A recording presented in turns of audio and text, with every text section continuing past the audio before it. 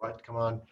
Great. Hey, EDUC 112 Nation, I have a special guest today, Louise Stymeist, your Hi, Professor everybody. Louise. So super excited and had a great talk with a lot of students today. And I decided to pick up the phone and talk to Louise for, Louise, first of all, you know how special this class is. It's a I great do. class. I mean, it's why you and I continue to do these classes. And then secondly, as I told you, so many nice comments about them. So I thought I'd bring you back in. I kind of feel like at a concert, I'm the headliner, but everybody liked the person before, and I got to bring you back on stage, you know. Right? So you got to play a song at the end. So Louise, this class's final project is that critical moment where they're going to be asking for something. And we've worked on their why, you know all about that. We worked on what their passion is. And I want to first start out, Louise, putting you on the spot a little bit. To me, this whole degree is about helping our students understand that career tech's been in our country since it was birthed. And secondly, that you are the champion of CTE, and we want to make them champions of career tech ed and how it helps not only themselves, but the country. You know, you are so passionate about CTE. Why? Why are you so passionate about it? Because I think it's fun to watch you. So Tim, I'm going to tell you, I'm a convert. When Joe my husband, first got hired as a CTE teacher in 1983, I went to the Christmas party and said to his boss, explain to me why you spend all this money on CTE when Johnny can't read. Yeah, I'm that really great, political, helpful wife. And to Harvey's credit, he 2 years later hired me, even though I'd said that. But you know, his answer was right. His answer was, Johnny's not going to stay in school and learn to read unless there's something relevant happening in school. Oh yeah. And that kind of changed my world. That really spoke to me. And I really started diving deep into what this CTE thing was all about. And he's right. I mean, we change people's lives. However, CTE changes people's lives. And that's why I'm so passionate about it. I don't care where you're going or even what kind of crazy route you're taking to get there, but somewhere along the line, you got to know how to do something, and that changes your life. So good. And you know, our students are going to get a degree in career tech, and then they become alumni. And I always feel as an alumni of Chico State, I owe it to give back to that and be passionate about my degree that I got in marketing. And in fact, I played basketball there, and I'm passionate about that.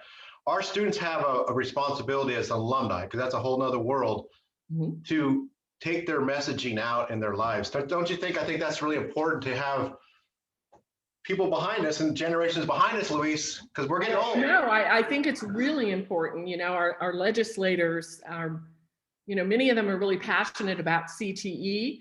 They don't know the down and dirty, the day-to-day operations. They don't, you know all the what fors and how to's, but they've got a vision of the difference it makes for people. And I think the more people, meaning our students and others, that understand that, the more we stop having this conversation about why we need CTE, because it's just such a silly conversation. It because really people need to be able to do meaningful work that they're passionate about. Absolutely. Well, let me talk for a couple of minutes and I'll have you chime in. I think to me, as people are asking for things, whether it's ledge, policy, a grant, or anything, people fund people. They fund you, not the idea, right? Everybody's got ideas, right? So they fund themselves. So the staff, the students, in their 3 minutes, you got to start out of the gate and get their attention, because they're hearing from a lot of people, and you have to tell about yourself and why you want something. What's your passion? If you're a single mother, if you're somebody who's in the medical industry, it's about you and getting them to convince themselves that you're going to them because they trust you as the person asking. And secondly, as you open up your 3 minutes, it's all about telling who you are. Tell them they're Simon Sinek, what's your why, right? And then it's really, you guys, about you're setting the stage. So think about it. There's a whole, like, let's say you're doing a Senate hearing and there's 5 senators up there. 4 of them are texting or emailing the whole time. They're not even paying attention. Here comes one person, here comes another. And there's all these lobbyists that make big money. And then all of a sudden, a CTE EDU1C 112 student comes up there and sets a different tone and says, I am so-and-so, I'm a former vet, and I'm here. And then all of a sudden you see those phones go down, the eyes come up, and they got them, right? And that's the key to the first 96, I'd say 45 seconds. Then I always say, you have to tell your big ask, right? There's the big ask, I want $100 million for CTE or something. And then you give 3 to 4 outcome details, and then you kind of wrap it up, reminding them who you are and why this is important. So Louise, I know you've done this many times. You've been in front of school board meetings, you've been in front of your boss, you've been in front of the Sacramento training, asking for funding or something to help that. I'll never forget, I wanted to give the students one example. I was the county superintendent, and the SELPA, which handles all the special ed money, had a big reserve. And someone goes, we got to do something different. I said, I got an idea, because we're struggling with special ed in the foster youth system. So I went to my foster youth director, who's the most loving, passionate leader for foster kids you've ever met. And she also handles the homeless program. I call her, I go, Megan, this is your moment, right? I want you to present in front of the SELPA board, who's tighter than bark on a tree. They don't like to give away a penny of new ideas, but they really are looking for something different. And I want you to present. And I go, you can get $1.5 million. This is it, right? So she spent a week preparing, and she brought a foster college student in, and they actually just dropped the mic. They came in there, they introduced the student. The student was from the Bay Area over in East Palo Alto and was a college grad at Chico State. And they told her who they were. And Megan says, we are here to ask for $1.5 million to take college foster kids to mentor middle school kids who are in special ed to help them turn their lives around. There wasn't a dry eye in the house.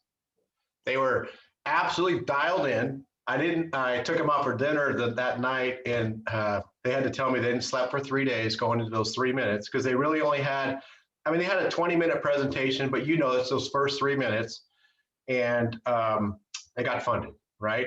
Louise, you've done this many times. I've sent you in, Sac City sent you in, all your bosses go, Louise, go, or you set yourself into very intense environments to ask for something. What can you tell our students about those 3 minutes? Because after 3, it's like, wah, wah, wah, wah, wah. And sometimes you only get 3 anyway. So yeah, you're right, Tim, you got to make your point quickly. And I think the quicker you can pull their heartstrings, the better. That's how you get their attention. Bringing students is an absolutely brilliant way to do it, or telling them you're a student, and or where you work right now. If you're a healthcare worker, they're paying attention. If you're a parent, they're paying attention. There's so introduce yourself absolutely in a way that grabs their attention. Tell your story really quickly, but get that ask in there early. And then you're right, explain why, because you don't want to run out of time before you make the ask. And there are boards that at the end of 3 minutes, they'll cut you off. That's the end of it. So I absolutely agree with your strategy. And you remember the time you asked me to come when you were presenting on CTE, when you were at SCOE, and I brought kids over from Kennedy High School with a robot.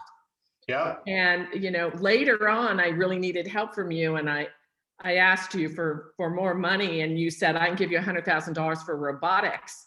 And nobody was going to question you on that, because they'd seen the robot and heard from the kids and knew what a difference it meant. So even if I didn't have an immediate ask, I was just doing you a favor. It paid off later because everybody understood what it was that's happening. So the minute you've got it's for kids or about kids or any other group, just make sure you identify the group. And you're right, get them really involved. The dry in the house thing is, that's amazing. When you get them that invested, they're not going to say no.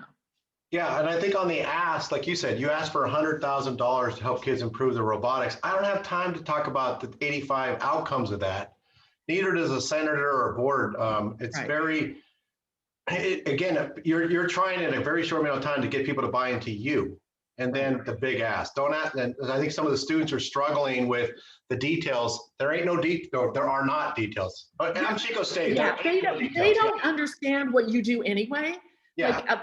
We are presenting, actually, Tim has me working with a group of school districts right now. We have to do a pitch to some private funders next week. We're being coached by Stanford, and that's what they advised us, is tell your story. They want to know about you. They don't know any details of CTE. I'm not going to educate them on CTE. We have 5 minutes. I'm going to educate them on how this is going to impact students and our communities. And probably I won't talk at all, quite frankly, but that's what I'm coaching the team to do, because that's what they're interested in. How's this going to impact their community? Yeah, let's talk about that. I was going to bring that up next. So class, the whole class has been live, right? We got a ton of money going around. We got Biden's money, the Newsom's money, got O'Donnell asking for 150 million. So we're studying live.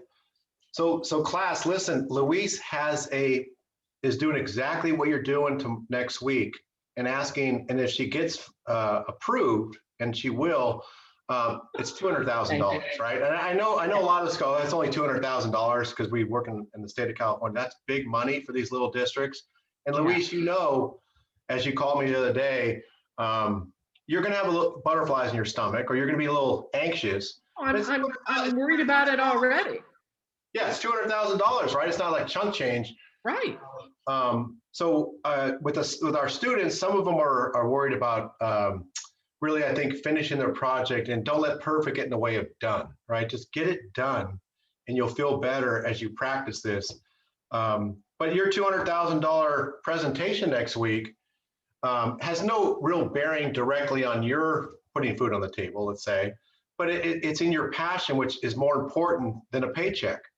Right. And I think you're going to nail it, but you know you're going to have to bring in the same characteristics we talked about here. So any other advice for the students? I mean, I think look, I'm going to tell you guys, when I read your final projects and even your final discussion post, I mean, my husband came in the family room at one point and was like, what's wrong? Because I'm sitting there crying at some of your things that you're writing. All right, you got me. You've got this in you. I mean, Ozzy, you have an amazing story of what you've been through with your business. Several of you are educators. This year has been like no other year. You have amazing stories to share. Chris, you're embarking on this whole new thing. You've got this big grant. I mean, it's so innovative. You can totally sell that. Peter, oh my gosh, if you're in here, I mean, just the issues you talked about with getting PPE and just changes that need to be made within the system. I mean, you guys have amazing stories. There is no reason, you know your stuff.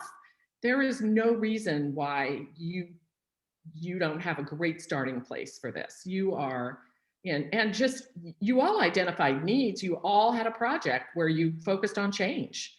And so go for it. You got this. Yeah, and I think Louise, long term, post Tim and Louise, they got the degree. We really want you guys to be activists on behalf of career tech ed and what's good for workforce development, because that's what it's about. I was talking to Alicia today, Rodriguez, and she's down in San Diego, and you know her passion is inside those prison walls and helping out in that area. And I told her, I said, look, I'll have you meet with Keith Lane, who people have heard, and you can start teaching for them. There's nothing more rewarding, Louise, you know this. It's not really about those grades and these points and all that stuff. It's about, if you guys call us and talk about what you need to move to the next in your transition, Louise and I would do anything to do that. We're kind of the awkward faculty. We teach, we think, you know, other teachers teach differently and there are good colleagues, but when I talked to Louise the other day, I had her walk me through my class, and it's just a lot like mine, because we know the degree is not what we really care about. We are super proud of you to get the degree. What we really want you is to be a lifelong advocate of CTE. And you know, Louise, some of our students got to reflect back on the 240-year history of our country and look where CTE made impacts in the Civil War, post-Civil War, post-World War I, the women's suffrage issues, and in the early 1900s. We hope we can embark that on our students, and I think that's what you're all about. I love listening to you talk about CTE. Can you add to that? Yeah. Guys, I've never been as impressed. And Tim will tell you, I bragged about you all at the faculty meeting. I know. You are such, as a group, but as individuals, so amazing, so impressive. You guys can do whatever you want to do. I firmly believe that. If I ever bragged at a group like this, Tim, at staff meeting, I haven't. No, individual students, we've talked about, you and I, Yeah, I over mean, the you last 7 or 8 guys are years. just, you've got such great thoughts. You've got brilliant ambitions. And once again, I've told you before, like, you guys can do this. You have it within you to do it. This is just a small piece of inconsequential stuff in the big picture. So don't overthink it. You guys have a story and a passion, and just share that. And I will tell you, Tim is right. I have been in those long lines at the Capitol where you're waiting your turn. I have been in meetings that went so long, they said every person has 1 minute. Yeah. And I can't tell you how irritating it is. And I'm one of them, because that was my job, to stand in line and you introduce, I'm from Sac County Office of Ed, or I'm from this. It feels so self-serving to me. It's like, give us money so I can keep my job, which is not why I'm there. But No. it feels like that. And they do. They pay no attention to you. But when you share yourself and say, I am here representing this, and here is why, they do look up, they do pay attention. And also they will ask questions. I've seen so many times where they don't care about the 1 minute anymore then. Oh, tell me, Mrs. So-and-so, Yeah. what do you think? They'll ask those people the questions. They already know what we're going to say. They don't care. But you are the ones that make a difference. Oh, you're the best, Louise. I love being a colleague of yours, and I think you better bring home the 200 grand next week. If not, I'm gonna have to. Yeah, thanks. No pressure. Yeah, I'm gonna have to bring the class in on that. So I'm gonna stop the recording. Looks like we have a student who's joined us. We're gonna talk to her afterwards. So Okay, cool. hey, EDUC 112 Nation. You must be blessed. Hey, do you have an announcement? You were going to tell me something about. Oh yeah. Hey, those of you that are, I've been wanting to send you a gift because I miss you. And so, but I don't know who's all still here in Tim's class, and I don't want to send your gift to a Sac State email address that no one ever checks again. Yeah. So if you email me, I will reply with your gift. So please do that. Hey, can I pretend I'm in class? Sure, sure, Tim. Yeah, I'll be undercover. So, hey, Louise, that's so nice, and I know this class means so much to you. Me too. I just, I'm like you. I'm Irish. I tear up reading these stories, but yeah, I can't wait to see them do their last presentation, and I'll send all of them to you. You'll love watching your. All right, cool. And you know what? Thanks for coming on stage with the headliner band. And you're welcome. Yeah. Okay. Let me stop recording. We got 2 students here, so let's talk to them. That'll be fun. Okay. Hold on.